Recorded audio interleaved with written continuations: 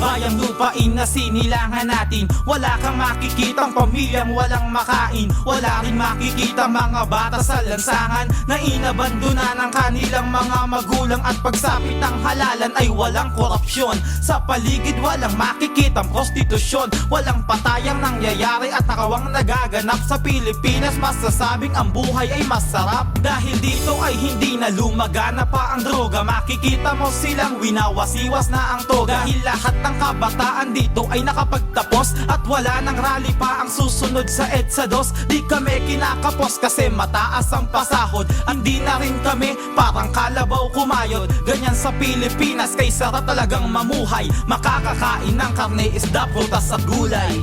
Sa Pilipinas ayos ka. Sa Pilipinas ayos ka. Sa Pilipinas ayos ka. Masasabi natin buhay ay maganda. Sa Pilipinas ayos ka. Sa Pilipinas ayos ka. Sa Pilipinas ayos ka.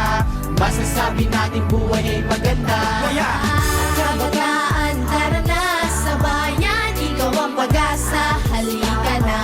Huwag mong iisipin na hindi mo kaya. Kaginawa na yaking matatamasa. Sa Pilipinas ayos ka.